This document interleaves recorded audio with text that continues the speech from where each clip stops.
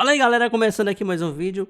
Galera, vamos acompanhar aí o que o pessoal lá do Linha de Passe comentou sobre essa grande vitória do Cruzeiro para cima do Flamengo, que era até então o líder do campeonato. E é raro, hein? É raro eles exaltarem o Cruzeiro. Então já deixa aquele like, se inscreve e bora acompanhar o vídeo. De Passe, olha a festa e o torcedor do Cruzeiro. Isso aí era antes do jogo.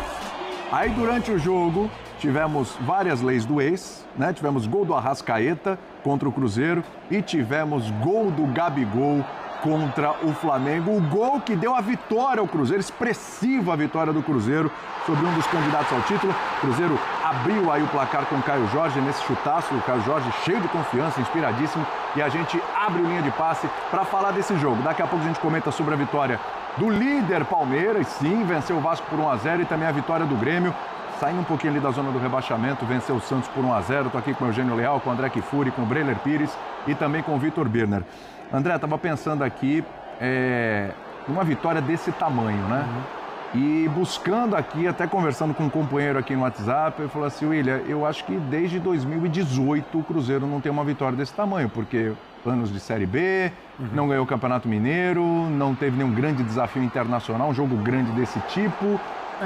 Talvez no caminho para a final da Copa Sul-Americana o Cruzeirense tenha vivido um momento de inspiração e alegria semelhante ao de hoje, não sei, mas... Contra o Boca, principalmente, eliminando o Boca. Talvez ali, mas... Era uma competição internacional e o Cruzeiro chegou à final, poderia ter ganhado o troféu. Sim, mas um time com essa qualidade do Flamengo, vencer da forma como venceu, porque não foi por acaso. Não. Fez um excelente segundo tempo o Cruzeiro. André, boa noite para você. Boa noite, William. Boa noite, amigos. Uma ótima noite ao pessoal em casa.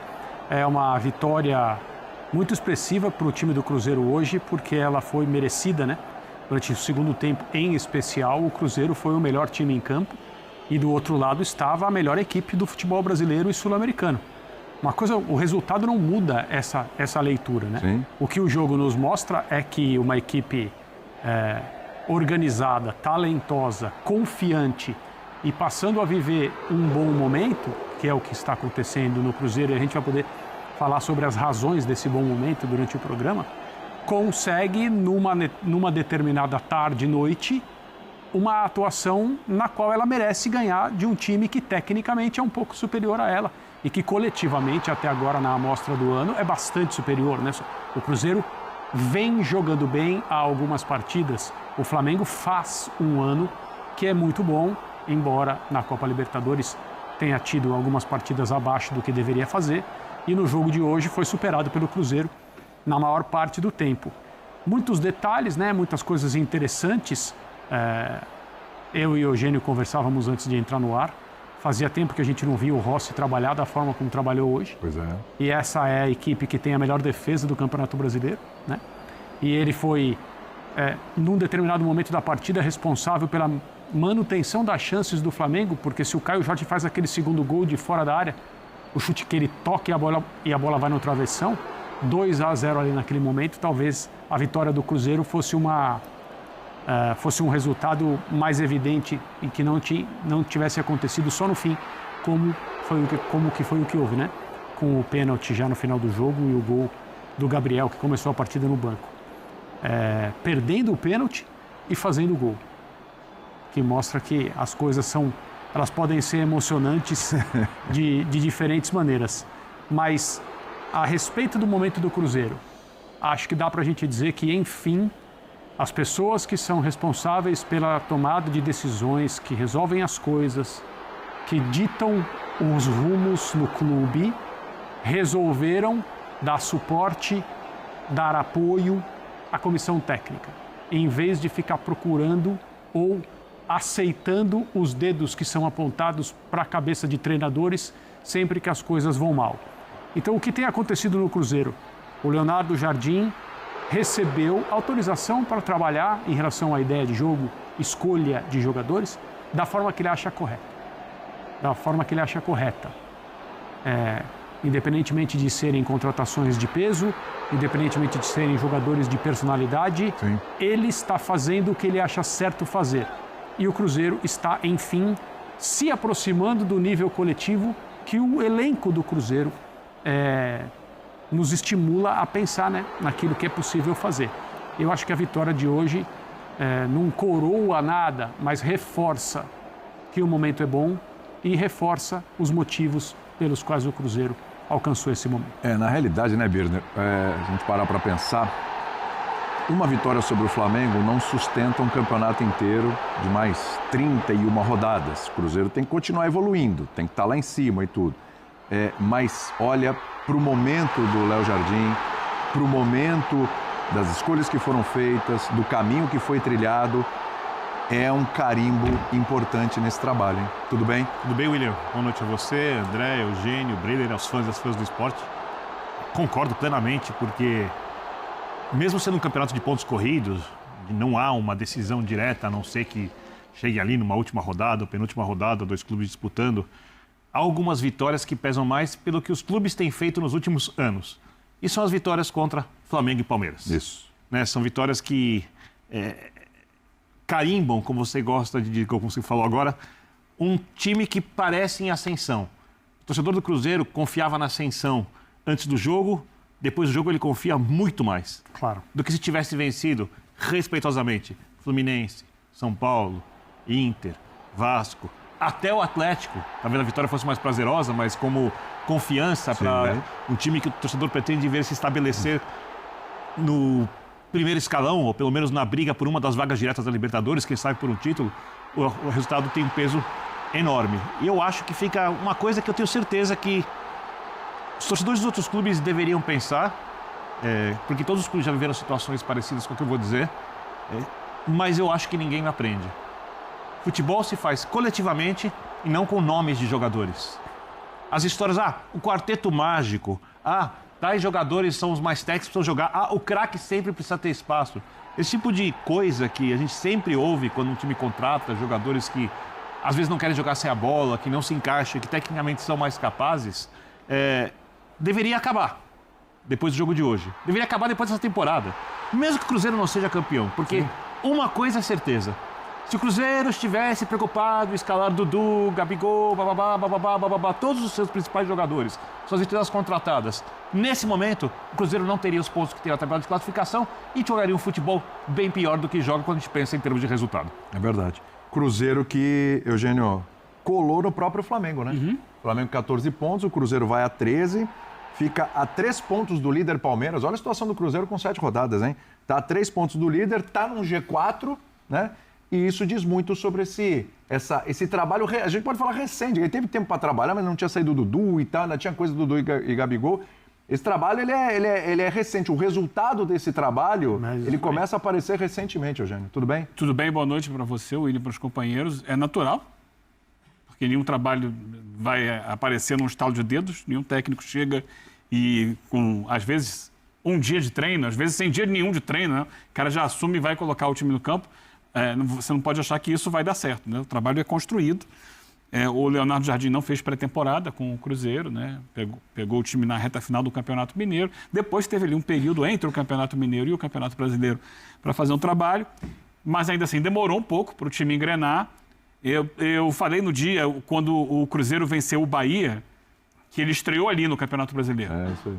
E aí venceu o Bahia, venceu o Vasco e vence o Flamengo. E no meio do caminho ainda venceu o Vila Nova pela Copa do Brasil, né? Sim, sim.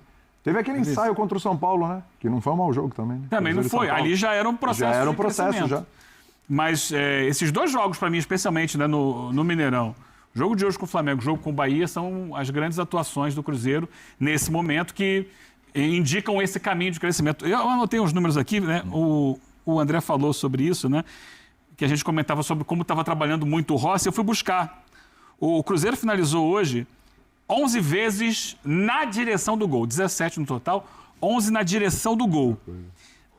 Até então, nas 6 primeiras rodadas, o Flamengo tinha recebido 10 finalizações na direção do gol, de finalizações certas, ou seja, uma a mais. E o Rossi fez hoje 9 defesas, porque ainda teve mais uma depois que a gente estava lembrando que o Flamengo poupou no meio de semana para estar inteiro nesse jogo. Isso. É um Flamengo inteiraço, né, gente? Flamengo inteiraço. 9 defesas das 17 que ele fez no campeonato, portanto, uma a mais da metade. Ele mais do que dobrou as defesas que fez hoje, que fez no campeonato no jogo de hoje. A gente vai falar sobre os caminhos que levaram o Cruzeiro a essa vitória, Mas eu acho que a gente tem que falar também, não pode deixar de falar do Gabi. É lógico. Personagem pesado. São essas histórias do futebol, que os deuses do futebol estão lá em cima e ficam guardando. Era um jogo que o Cruzeiro já poderia ter feito o gol da vitória antes. Ele já tinha tido oportunidades, a coisa estava perto de acontecer, estava muito na cara que podia ser uma vitória do Cruzeiro a qualquer momento, mas o gol só vai sair quando o Gabigol entra. É um Gabigol que ainda gera dentro do próprio Cruzeiro muita dúvida. É um jogador que ainda está num foco parecido com o Dudu, embora ele não tenha, dentro do Cruzeiro, adotado a postura... A reação é diferente. ...reativa do Dudu diante dos fatos, ele ficou na dele e hoje estava muito assim escrito que ele entrando, o Cruzeiro melhor no jogo, poderia aparecer uma chance para ele fazer o gol da vitória contra o ex-clube, que não quis ficar com ele, etc. Aquela situação toda que a gente sabe. E aconteceu. Então, voltas que o mundo dá, voltas que o mundo da bola dá, a história dos deuses do futebol, que guardaram o gol da vitória. E olha que ele entrou tarde, ele entrou com quase 43 do segundo tempo. Teoricamente não daria tempo. É mas aquele momento, né, Eugênio, conhecendo até o Gabigol, de entrar e ficar invocado, né? Fala, pô, não vou Flamengo entrar ia reclamar, com 43 minutos. Ainda ia reclamar, não ia fazer gol, ia reclamar que teve pouco tempo, que não está sendo aproveitado. Era para ser aquele circo, né? E foi totalmente o contrário. É a lei do ex, né? Uma brincadeira, mas aconteceu hoje 2 vezes. O Arrascaeta, ex-jogador do Cruzeiro, fez o golaço pro Flamengo. E o Gabi faz o gol da vitória e vira um grande personagem do jogo. Ele rouba a cena de um Cruzeiro que foi melhor. A gente fala muito do trabalho do Leonardo Jardim, mas o gol da vitória é dele. Ele é o personagem que atrai muito a mídia, não tem jeito. Daqui a pouco a gente vai falar também de Caio Jorge, é importante porque, claro, os holofotes vão para o Gabigol pela lei do ex, por tudo que aconteceu com ele no Flamengo, por tudo que está acontecendo com ele no Cruzeiro, mas é bom daqui a pouco a gente falar também sobre Caio Jorge, que está numa fase iluminada, como eu disse aqui no começo do programa, cheio de confiança, bota uma bola na trave também, arrisca mesmo, muito participativo, ele que tomou conta ali da posição, né? Na verdade, a gente tem um Gabigol no banco e tal, muito por conta do que o Caio Jorge também tem apresentado, embora os dois em alguns momentos cheguem a jogar juntos, mas hoje, né, Breler, assim, ficou claro para o Leonardo Jardim, pelo início da partida, que são determinados adversários, não dá para fazer essa brincadeira de Caio Jorge com o Gabigol. Aqui a postura vai ser diferente. E eu acho que muito dessa vitória passa pela escalação do Leonardo Jardim, pela formação tática do jogo de hoje, né, o Breler? Tudo bem? Exato, William, tudo bem? Boa noite para você, para os companheiros. O Gabigol, né, como o Eugênio falou, é o grande personagem dessa vitória, mas o protagonista hoje do Cruzeiro é o Leonardo Jardim, porque realmente tomou conta do time, começa a dar a cara dele e o Cruzeiro de hoje contra o Flamengo tem uma virtude muito importante que incomodou o Flamengo. E o primeiro gol sai dessa forma, a pressão alta. Isso daí já tem sido a marca do trabalho do Leonardo Jardim e ele muda a estrutura da equipe do Cruzeiro para acomodar essa virada de chave da equipe. Inclusive as peças ele muda, exato, né? Para ter o fôlego para fazer isso. Com Wanderson, com Christian, com Caio Jorge, é um time menos vistoso, mas muito mais intenso, com capacidade de subir essa pressão e incomodar um time que sai muito bem, que é o Flamengo. Então é um grande mérito do Leonardo Jardim. A gestão de vestiário também fala nesse jogo de hoje, porque administrar um Gabigol não é fácil na reserva, com poucos minutos, mas aí postura exemplar dos dois lados. O Leonardo Jardim privilegiando o time e o Gabigol entendendo o momento dele, entendendo também o momento da equipe. É porque não tem outra opção além dessa nesse momento. Exato. E que... Ou entende ou entende ou caminho do Dudu. Mas do lado do Gabigol, pelo menos, em nenhum momento o Gabigol teve uma postura no Cruzeiro parecida com a do Dudu. De torcer nariz, de dar entrevista, de dar alfinetada. Desde que foi para o banco, é participativo. Quando entra nos jogos, tenta ajudar a sua maneira. Então hoje eu já vejo o Gabigol mais como uma alternativa ao Matheus Pereira, jogando atrás do centroavante, do que necessariamente disputando posição com o Caio Jorge. Ele tem jogado melhor dessa forma. Inclusive, depois do jogo com o Vila Nova, ele falou, não, eu preciso ter uma dupla, minha dupla é o Caio Jorge. Ele já falou assim. Eu tenho que ter alguém do meu lado e esse cara já se escalou no lugar do Matheus Pereira. Então, mas é uma postura exemplar do Gabigol, sem causar, e até no banco mesmo, na hora que sai o gol do Caio Jorge, vibra com todo mundo, conversa com o Leonardo Jardim, talvez até passando alguma dica ali de algum jogador do Flamengo que ele conhece bem. Então é isso que se espera de um jogador como ele. E o principal, quando entrar, dar sua contribuição. Ele perde o pênalti, é verdade, mas estava atento, concentrado, faz no rebote. E a gente fala também do Cruzeiro, né, que é um grande jogo do Cruzeiro, uma grande vitória, talvez a maior em muito tempo.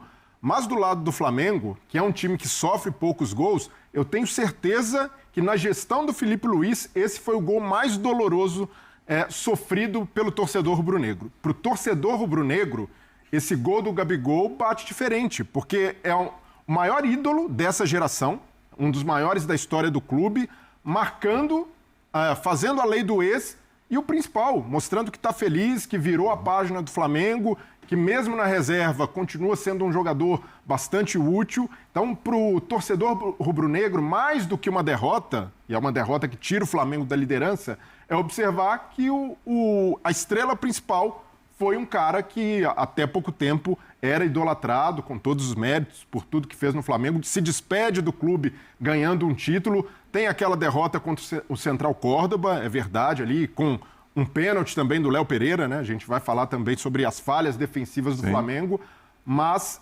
essa derrota para o Cruzeiro, pelo contexto, né? Perder a liderança e o Gabigol sendo o cara decisivo, para o torcedor rubro-negro é muito lamentada, mas é preciso também ter cuidado para não criar ali um alvoroço, uma tempestade em copo d'água de um trabalho que é muito bom até aqui. Concordo contigo que o protagonista é o treinador do Cruzeiro no jogo de hoje, porque essa mudança de rumo do trabalho radical, porque o time começa a temporada como um time das estrelas. E agora ele virou um time de futebol. Sim. Né? Agora ele virou um time do técnico. O Biner, do time que começou hoje, 9 jogadores já estavam ano passado no Cruzeiro. As exceções Fabrício Bruno e Wanderson. Os outros 9 estavam ano passado na final da Copa Sul-Americana. As contratações do início do ano... Com uma ideia de jogo bem diferente, né? Porque é um time de marcação alta, como vocês falaram, e muito direto. Não é um time que se preocupa em ter a posse de bola, e nem daria para fazer isso. Eu sempre, assim, para mim, um desenvolvimento de trabalho elogiável, de se aplaudir em pé, que eu me lembro, e aí demorou muito tempo, por isso que eu vou citar aqui como exemplo, o do Jürgen Klopp. Ele estava no Liverpool, o time roubava a bola, jogo agudo, roubava a bola, jogo agudo. 99 pontos na Premier League, vice-campeão. City com 100. Ele falou, nós precisamos ter mais a posse de bola porque o time em algum momento se cansa, porque a pressão alta não dá para ser feita o tempo inteiro. Pressiona, pressiona, pressiona, pressiona. Uma hora essa pressão vai baixar, seu adversário vai fazer a transição, vai passar tocando a bola, suas linhas estão mais altas, você acaba tomando gol. Então, para você gerenciar os jogos, você precisa ter também um time capaz de manter a bola. Você precisa num jogo de alto nível tático. No Cruzeiro, o trabalho é inicial e no Brasil, o treinador tem pouco tempo para trabalhar.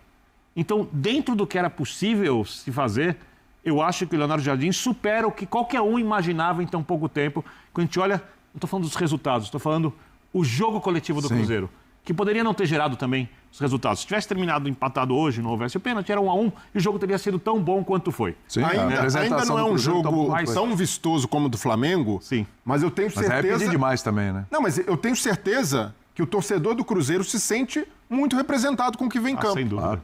Porque a entrega, se a gente fizer um paralelo, né, do que foi o Cruzeiro naquele jogo contra o Muxuca e Runa no Mineirão, parece outro... Não é nem 3 jogos da Sul-Americana, Breno. Não parece nem outra equipe, parece outro clube. Porque a energia é diferente. Hoje, mais de 50 mil torcedores no Mineirão e o campo passa muito para a arquibancada. Então, o Cruzeiro, desde o início, marcando lá em cima, pressionando. E aí é gol do Caio Jorge em pouco tempo. Logo em seguida, bola no travessão. Então, um time com essa intensidade tende mais a conquistar e cativar o torcedor do que um time de medalhões que vai jogar só no intuitivo. E outra coisa que referendo ao que você disse, quando você citou uma disputa por posições, você citou Gabigol ou Matheus Pereira. Eu vejo isso. Tem lógica, muitas vezes. Eventualmente o Gabigol pode entrar no lugar do Caio mais adiantado. E aí tem uma outra questão. Você falava, o Gabigol entrou no final do jogo, e eu disse aqui, se fosse nos tempos de Flamengo ali, entortar a cara. É um reboliço. Gabigol no Flamengo queria ser centroavante. Isso. E não queria jogar em outra posição. Deixou isso muito claro. Não queria jogar em outra posição. Sim. E ele tinha como concorrentes o Pedro de centroavante e o Arrascaeta na posição em que o Matheus Pereira atua.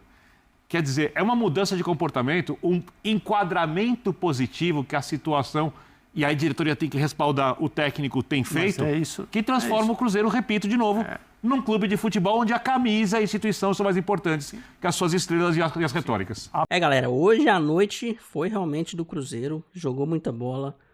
Quando tinha que atacar, atacou e atacou bem. Quando tinha que defender, defendeu bem também. Tomamos um gol ali, mas acontece. O importante é que o Cruzeiro conseguiu fazer. Fez o golzinho no final ali com o Gabigol de pênalti e conseguimos a vitória aí. E mereceu, né? O Cruzeiro jogou muito mais, atacou muito mais, chutou muito mais pro gol.